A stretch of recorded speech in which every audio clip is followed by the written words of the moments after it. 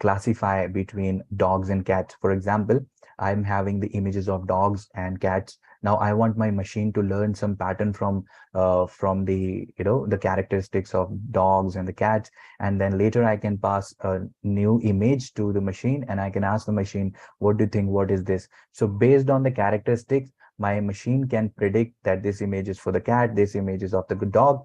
So in this case, we have some training data points. So we can have something like eye color. Eye color is a good attribute.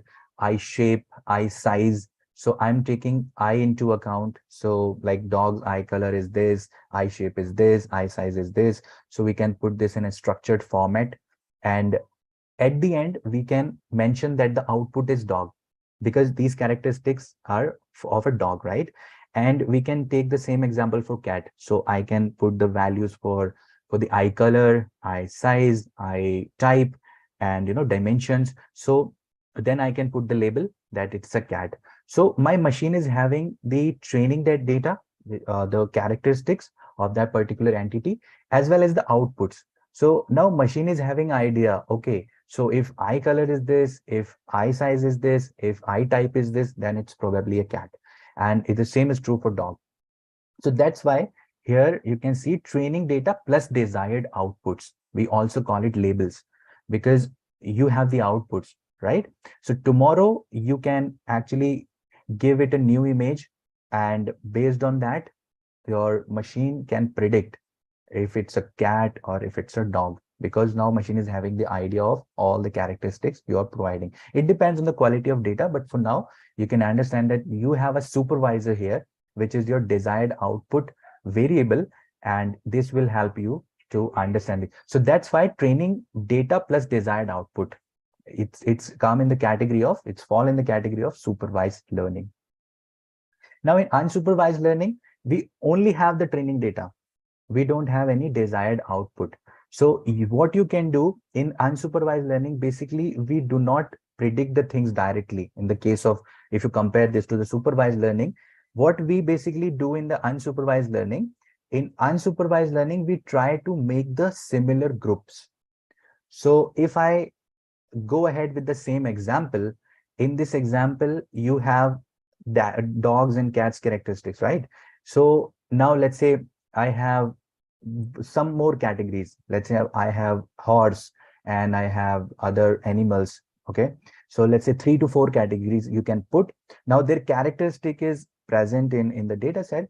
So your unsupervised learning algorithm will try to make similar groups. So it will try to create 4 groups in this case, because I have 4 entities in this case, 4 animals. Okay.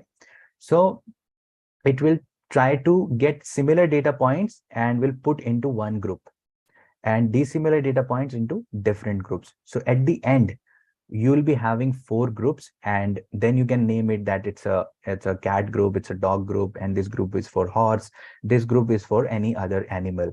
So in unsupervised learning, we basically try to make clusters, try to create groups, and we don't have any desired output. So this is very useful in some customer segmentation and some other system. I'll be talking about this later on. Then semi-supervised learning. Semi-supervised learning is, you can again see, it's a mixture, or it's somewhere in between supervised and unsupervised, because you have the training data, you have the desired output, but you have few desired outputs. That's why we are calling it semi-supervised learning.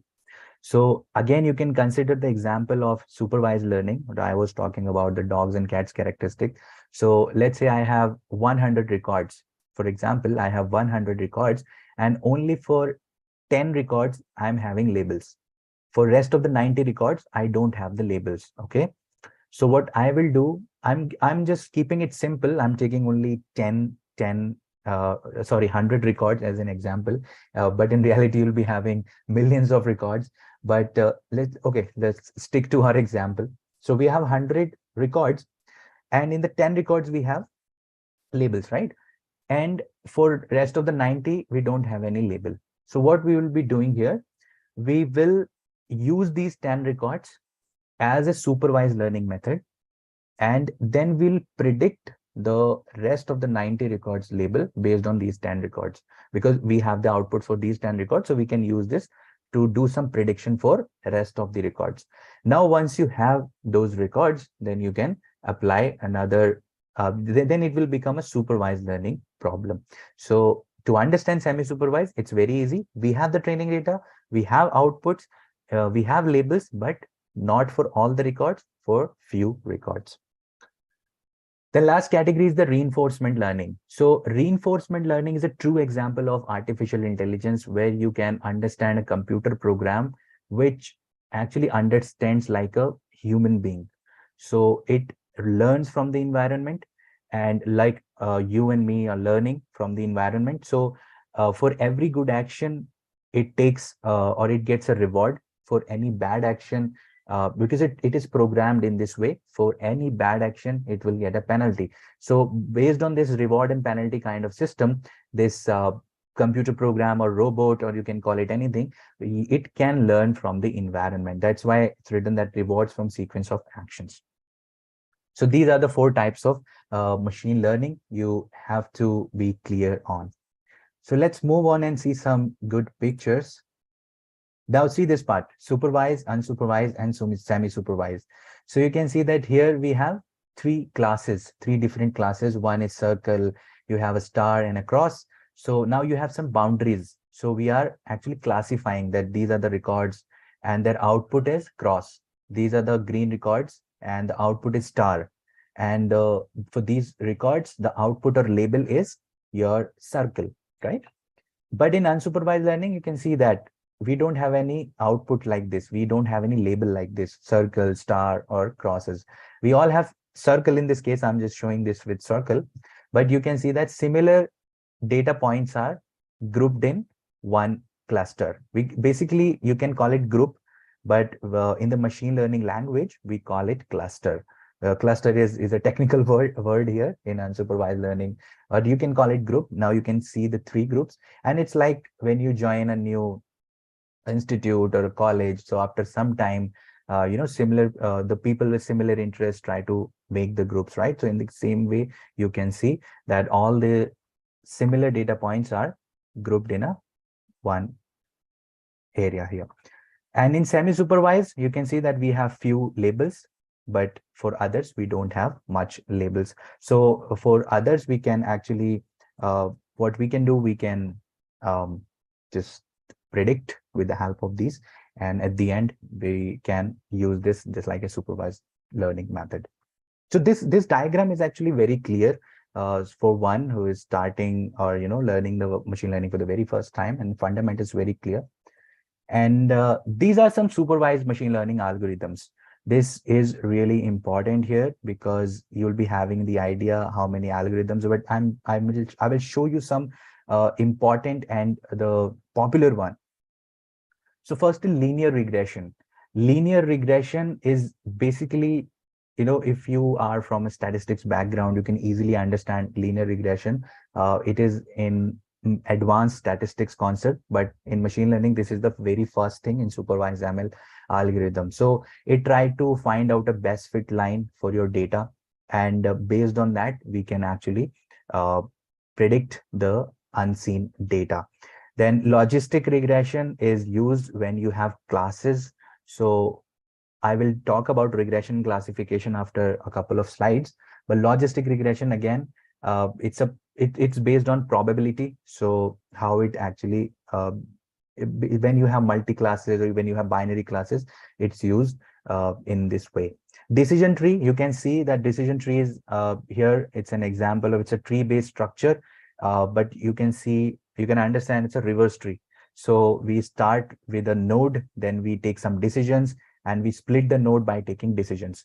Okay, so it's very clear. Decision trees are really important and very, it's a fancy algorithm. People actually call it a fancy algorithm, like decision tree, and the next is random forest.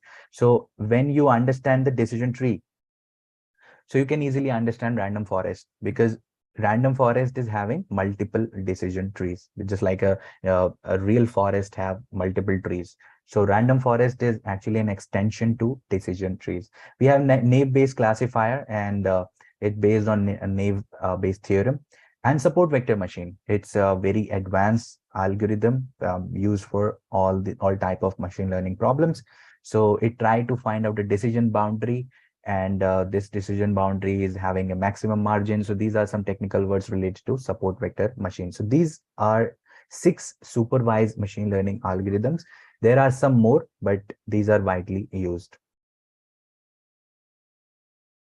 Now look at the unsupervised machine learning algorithms. So basically, unsupervised machine learning is divided into 3 major categories.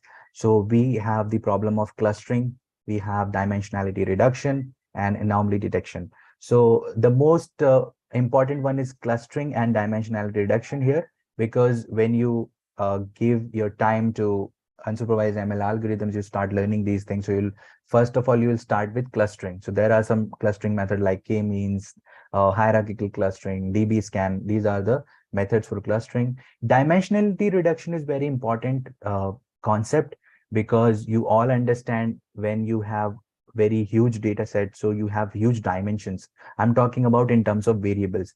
So when the dimensions are high, then it will be very hard for your machine and your algorithm to tackle these things. So we have some techniques to reduce the dimensions, and then we can easily use this. And anomaly detection is the third part of unsupervised learning algorithm. Now let's talk about the regression and classification. So here you can see that regression is basically a statistical method used in the ML to predict numerical outcomes. So I will give you some normal or some general example. So without looking at this definition, you can easily understand what is regression. So regression problems are those problems where you are predicting the continuous data. It can be anything, like it can be uh, like a salary of a person, like the price of the house, or any other thing which is continuous. So you don't have any categorical value. So these values are continuous, right? So it can take any value. So regression, basically it finds a relationship between variables, and you can see it try to predict or try to find the best fit line.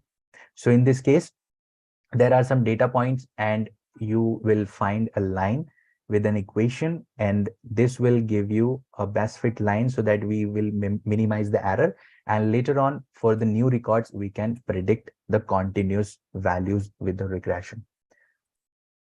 Classification problems are different from regression. Here, you know that regression is based on or used when you have continuous variables or continuous values. Here we have categories. So when you have the data, like I was talking about, if you remember the example, cats and dogs. So this is not a continuous data. So cat and dog and horse or any other animal. So these are the classes, or you can see the categories. So you can use these things, the classification problem. So I was talking about this example, and I asked that if I am looking to create a ML algorithm or a model to, later I will give a new image to my machine, and I will ask my machine that this image is of dog or cat or whatever it is. So this is the problem of classification. So classification is a machine learning technique used to categorize or label data into different classes. So you can see in the image, you have the classes. There are some misclassification I can see, but here we have a different bound. This is the boundary, decision boundary. And on the right side, all the things, the major classes are triangle, and on the left side, this circle. So there are some misclassification. It's a thing which is not the part of fundamental thing, but yes, we basically classify the things by taking a decision boundary. So this is about classification.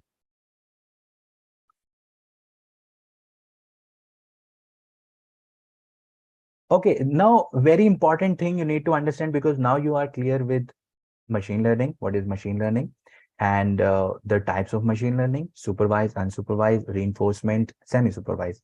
Now training and testing set. What is training and testing set here, or test set here?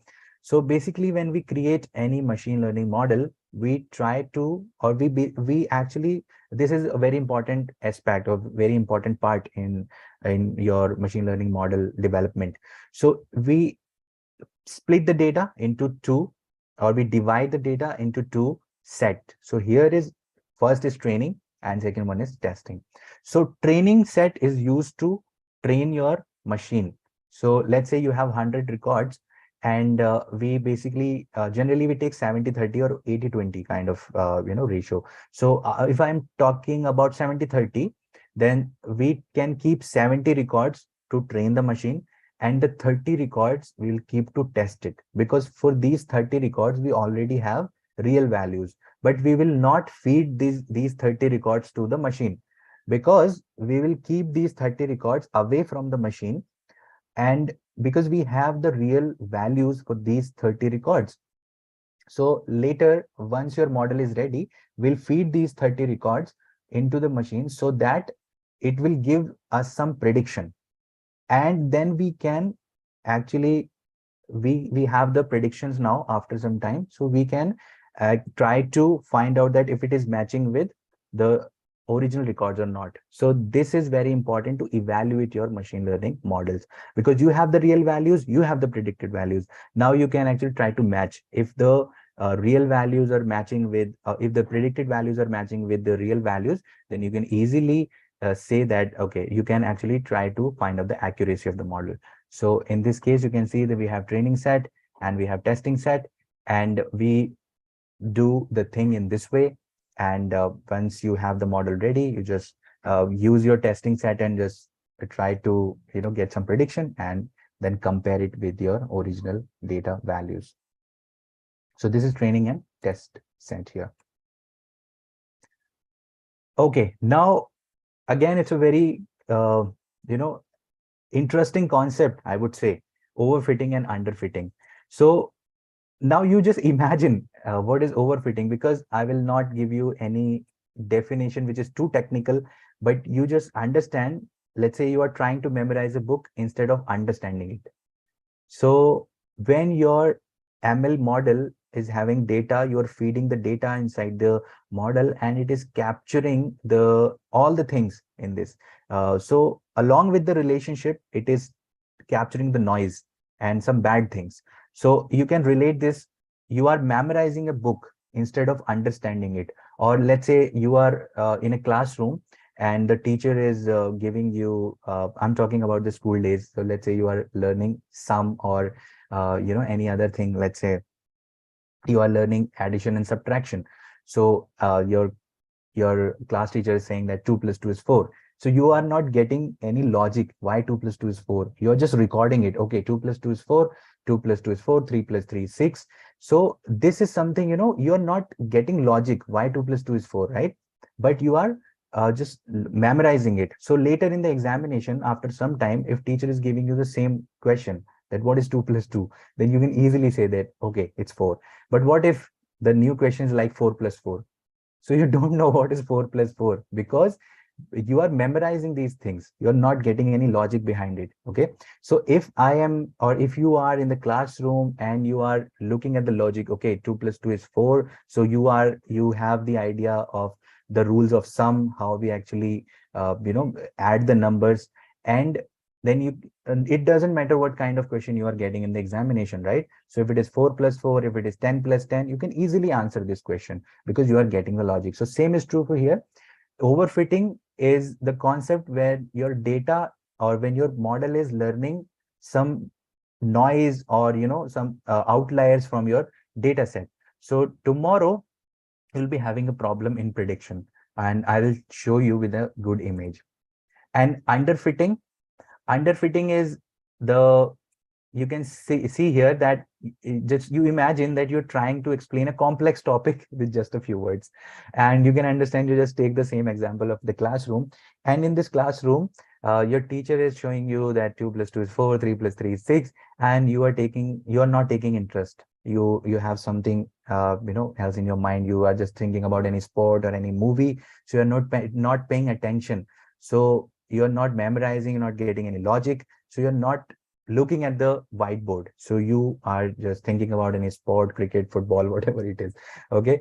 So tomorrow, if the teacher is giving you the question which has already covered in the class, 2 plus 2, or any new question like 8 plus 8, so you'll not be able to answer any question because you are not learning any pattern from it.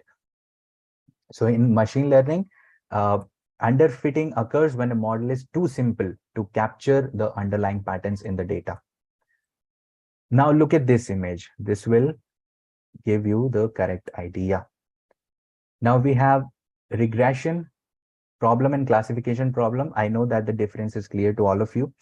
And after this, you can see that this is the underfitting part where you have a line, but this line is not capturing the relationship because the true relationship is like a curve here, but it's a straight line and going through this. And tomorrow, if you use this model and if your new data points are falling in some other areas, then it will give you bad prediction. And in overfitting, you can see that it is going through every data point, which is not good. Although it's looking good here, but it's not good because the training accuracy is very high because it's going through all the data points. But tomorrow, if you have some data points outside this range, then you'll be having some problems. So this is the optimal fit. It is capturing true relationship. Same is true for this one. In classification, you are having this decision boundary and you can see the misclassification. There are a lot of blue data points. And in this case, overfitting case, you can see that this decision boundary is going through every data point and it is giving you perfect thing. But tomorrow, if there are some new data points falling in this range, then it will fail to predict it, right? So this is the optimal fit. So that's why we have some misclassifications. We have some red dots in place of blue and some blue dots in place of red, but it's an optimal fitting. We are actually okay with some misclassification. And you can understand here that in the underfitting, you have training error, which is high, validation error is also high. And here you have training error, which is very low, but validation error is very high. Testing error is very high. Validation testing error is same here. But this is the optimal fitting. So if you understand this image, then you don't have to go ahead and try reading any other, definition or very big, paragraphs on underfitting and overfitting. You can create your own words just by looking these three images or three categories of regression, classification, and deep learning. So why is machine learning required? Because of the lack of human experts or rapidly changing phenomena, need for customization and personalization. This is a good example of task that requires machine learning. Now you can see that if you want to predict that which one is 2, so you can see that there are some images in which you can see that the alphabet or the letter or the number is 2 here. So these are the use cases. So these are the examples that machine learning solves. First one is recognizing patterns. Just understand, you just think about, any application on your phone. This is for facial expression or facial recognition and handwritten or spoken words, medical images. This is actually a game-changing moment for, or the thing for the medical practitioners. So now they have machine learning models, deep learning models. They can feed the images, and machine can actually read the things with a very good accuracy, and no need to do this manually now. So the developments are on way, but yes, it's a very good example here in recognizing patterns in medical images, generating patterns, generating images or motion sequence, recognizing anomalies like unusual credit card transactions. This is very helpful, in BFSI sector. Unusual patterns of sensor reading in nuclear power plant. It's a very huge example. And prediction of future stock prices or currency exchange rates. This thing you all need to understand because it's a very clear and concise that this is the process of data science when you are talking about machine learning. So first you need to collect the data, because without data you can't do anything. This is the first thing. So it can be from a normal file. You can request a file from someone, or someone can send you a file, or you can query a database. So the data is already present in a database. Now you have the ability to query it. You have the access to the database. So you can write the query for whatever you want, you can just query it. Once you have the data, then you have to prepare it according to your need, because database is a different thing in which there are a lot of techniques database designer use to store the data. So there are some topics of normalization and other kind of things. So you have to query and then join it when you are working with multiple tables. Then you have to do some feature engineering. You have to add some variables as per your requirement. Then you have to go to the third part, which is your exploratory data analysis. And in EDA, you try to plot some charts and graphs to see the things, what are the things given, or how do you understand the data. You can create a lot of graphs in the EDA part. This is really important. And then machine learning part. So once you have the idea about the data set, if it's a problem of classification, if it's a problem of regression, then accordingly you can decide. So if it's a problem of, let's say, classification, so I'm just going ahead with random forest algorithm. I will try two, three algorithms in this case, and I will get the best accuracy. In this case, let's say it's 90% accurate, because after evaluating my model, I got 90% accuracy. And then finally I can visualize it. So I can after finding all these important things, I can create some important visuals if I want to show this to others. So this is really important. You can use the visualization tools to properly create a report and present it to someone else. So this is the data science process: data collection, data preparation, EDA, machine learning, and visualization. So it's a short overview of a data pipeline. Okay, so Python is, you all understand this thing, and if it is not, if it's something new, then Python is actually a programming language, and it's a very powerful language, and it's used in a lot of areas. It's not limited to data science, but it's popular in data science because of the community support and the large, uh, I mean, the library support and the community support both. So we have the libraries for deep learning, machine learning. We have the libraries for other things, for data analysis, data cleaning, and exploratory data analysis, all these things, right? So that's why Python is more popular in data science, but in other areas, it's a top one. I mean, for web development or for software development, people are using this. And now you know that it's simple and easy because of the syntax. The syntax is quite easy as compared to other languages like C++ or Java. It's very simple and powerful libraries. I mentioned this. You have more than 130,000 packages for different applications. Okay, so let me quickly show you one process, how we basically work on the real world. So for this one, just give me a second.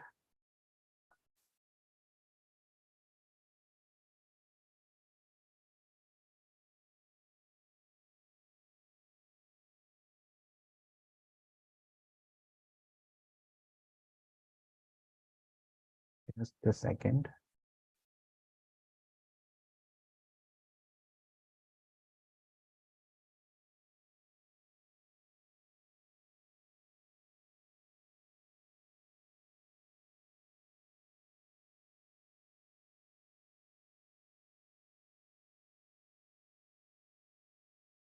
So I was talking about some things related to your healthcare domain. And so here is there's a data. You can see that we have some information of patient ID and their age in terms of days. So it's in days. And there's a gender information. I know that it's coded. So for this, when you work on any machine learning part, so you get the data dictionary. I mean, you will get all the things related to this part.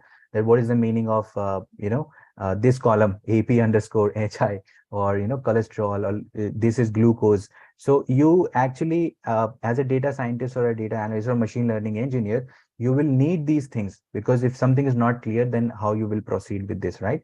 So in this case, we have some data, and you can see at the end, we have zeros and ones. So it means that zero means that there is no disease, and one means that this is disease. So I want I want you guys to put in the chat. This is the very first question for this, uh, I mean, this session. What do you think after looking at this data? Is it a problem of supervised or unsupervised?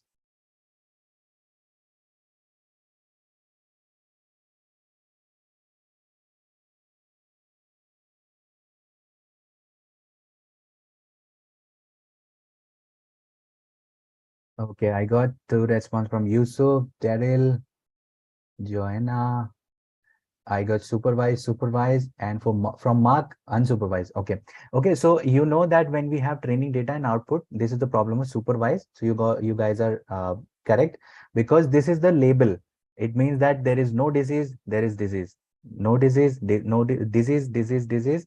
Zeros are no disease. Okay. So later we can actually change it. So we basically use Python in this way. We import some libraries because the library support is very huge. Then we import the data, and then we do some kind of descriptive statistics. I was talking about this thing because you cannot skip statistics part. This is really important, so you can understand what are the values given to you. You can add some comments, and you can see the other things in your data set, the information about your data set. And there are some other things going through the EDA part. Remember, I was talking about all these things. So from here, EDA part is starting, and we are doing the things like we are changing some we are doing some analysis here, doing some feature engineering here, and finding out some summarizing the values with the help of a library called pandas. And then we are right using the other method like correlation. We use statistics method here. Then we are see on this in this step we are splitting the data into training and testing. So once we have this training and test set, we can actually uh, start with the training the machine learning model. So in this case, we are using logistic regression because it's a problem of classification. We have disease and no disease, two classes, right? So it's a problem of supervised learning. And in this supervised learning, it's a problem of classification because it's a 0 and 1. We have categories. We don't have any other continuous value. So we are using this logistic regression, fitting our model, and then we are checking its accuracy. And finally, we are plotting this matrix, and then we are checking for other things like random forest, or again, I'm checking with other things here, doing the same kind of thing.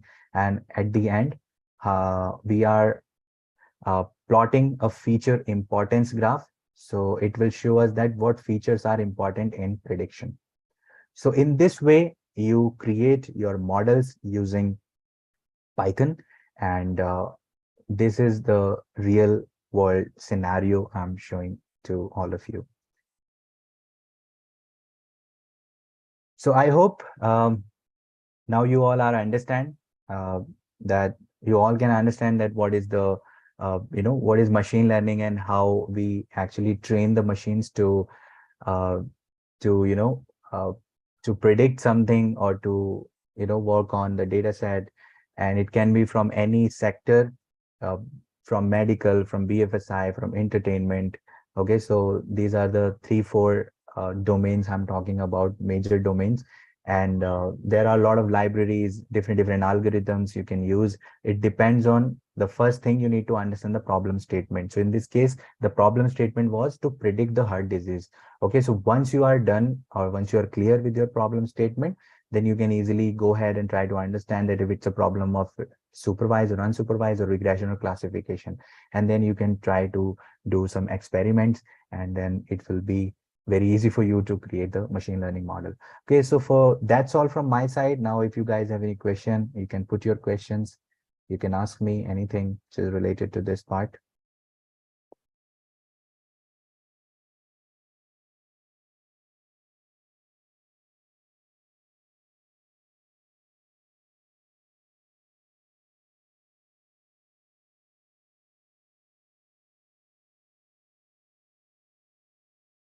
Anything you want to mention, or I mean, any doubt in your head or your going on in, you can just mention it. I'll be more than happy to answer this.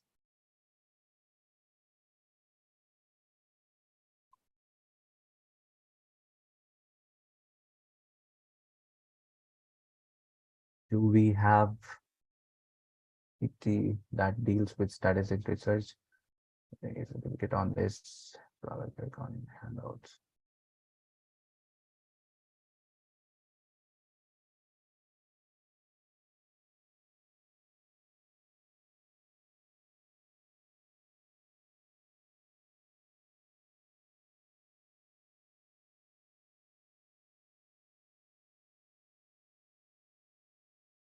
Is it okay to perform several supervised ML to just compare the accuracy? Yes, yes, because see, this is not a single process, or you're not limited to use only the single algorithm. So sometimes, what happens, I remember one thing when I was working on a project, and it was on mm, our team was working on random forest, and our mentor asked us why you are not using logistic regression. So a person said, because this is, this is not a fancy algorithm. It's a simple one. But this is not the case, because sometimes, what happens, an algorithm like logistic regression can give you good results as compared to random forest. But random forest is, it's fancy, so people are using this. So it's up to you. You can try with some different algorithms, and there are some other terms you need to understand, like hyperparameter tuning. So you can do this, and when you have the best results, you can just go ahead with this one. Thank you, Raza. Thank you for this wonderful insight. I am pretty sure everybody enjoyed it as much as I did.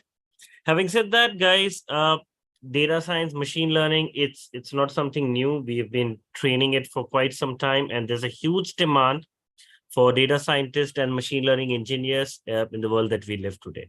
Okay.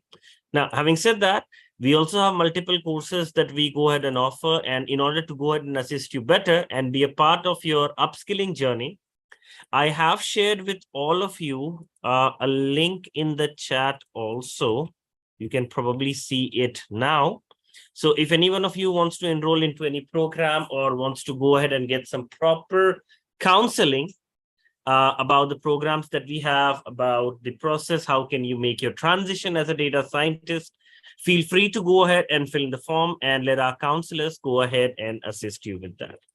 For those who are watching us on social media platforms like LinkedIn, Facebook, YouTube, or anywhere, please visit our website, exaltiusacademy.com. Just, click on the contact us button and we will be more than happy to go ahead and answer all your questions. Yes, that's the hyperlink. I already shared it with you. If it's not working, let me go ahead and share with you one more time.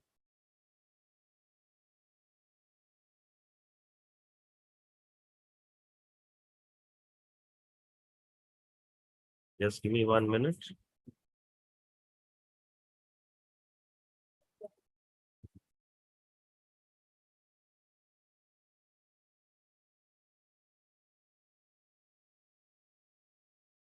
There you go. It should be an hyperlink and you should be able to click on it right now.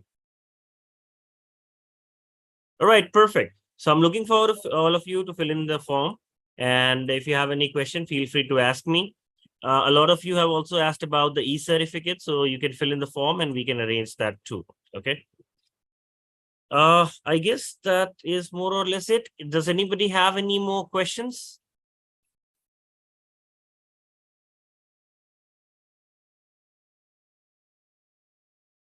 All right, perfect. Thank you once again, guys. It was really nice connecting with all of you. I hope you had a wonderful session. Thank you, Raza, for all the insights. Daryl has a question though, Raza. Yeah. Before we go, let's answer that. Is Is there a there a possible? possibility to enhance the performance of an algorithm in machine learning like random forest? Yeah. So when you are saying enhance, uh, first what we do basically, we fit the model. We fit the data into the model, and after fitting this, we do some kind of hyperparameter tuning. So first we try with the default values, and if it is not giving the good result, then we try to do some other techniques like cross validation and do hyperparameter tuning. And yes, we can actually enhance it, and it depends on the data quality as well. So you can surely enhance the performance of the model, and it's not just limited to random forests. It's for all ML algorithms. How do I get the e-certificate? Raven, you just need to fill in the form that I just shared, okay? All right, so I guess we don't see any more questions coming up. I'll wait for like 5 seconds. Let me quickly glance to the social media platforms also. Sometimes there are questions over there that we miss. I just want to make sure that there isn't any that I'm missing on.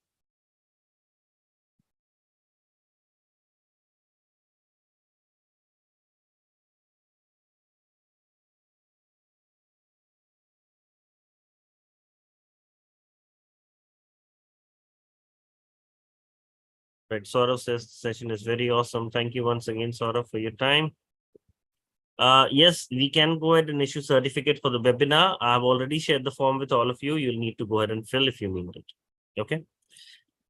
Having said that, I guess this brings us to the end of the session. So thank you once again, guys, for all your time. I understand it's late in Singapore and Philippines. So thank you, people, especially for taking out time that too on a Saturday night on, you know, learning machine learning. And I guess you guys had something new to learn. On that note, let me just thank Mohammad Raza one more time for all his Welcome, beautiful welcome, sir. insights and all the time that he had for us. And I'm looking forward to seeing all of you into the program. All right. Thank you, guys. You have a wonderful day. Bye bye. Take care.